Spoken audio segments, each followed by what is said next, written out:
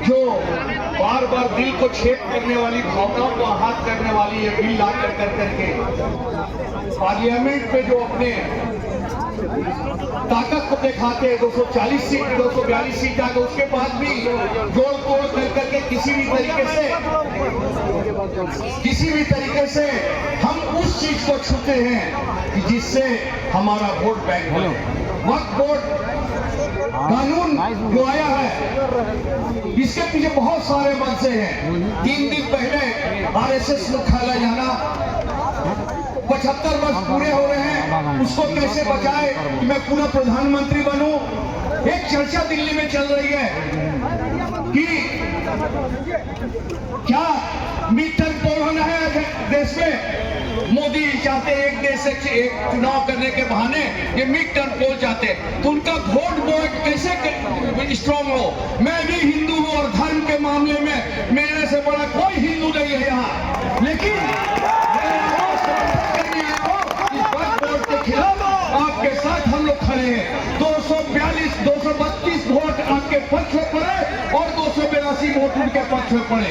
इसका मतलब क्या है कि आपके साथ पार्लियामेंट में भी 232 सांसद आपके पक्ष में खड़े रहे।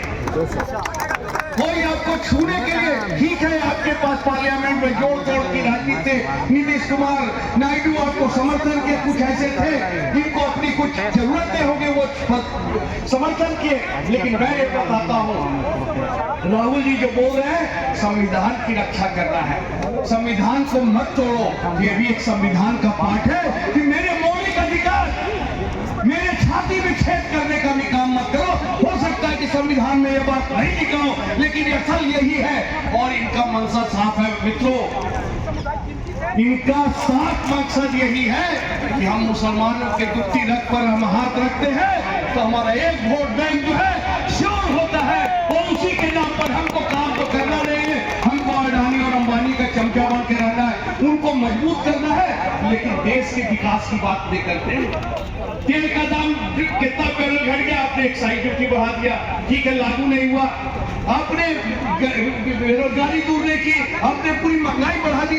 आप कैसे चर्चा करेगा देश का लोग? तो वही है कि वक्फ बोर्ड लाओ, एनआरसी लाओ, सीए लाओ, आप ऐसी बातें लाओगे कि टीवी में दूसरा चर्चा नहीं चलेगा, लोग अपना पेट भूख छोड़ करके इसकी चर्चा करते रह जाएंगे। असल उन लोग का खेल यही है,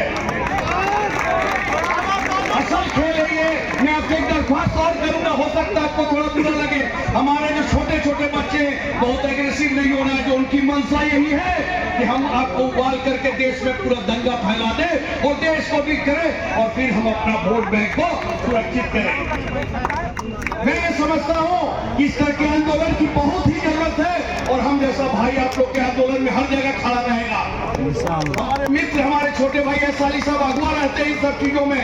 वो आए थे केशव तो कमलेश जी के पास, तो वो बोले कि हमको जाना है गोड्डा में और बादल पत्र लेके कि फादर का डेथ हो गया, तो इन्होंने बोला, हम बोले अली और कोई आए थे, तेरा भाई जरूर आएगा तेरे साथ।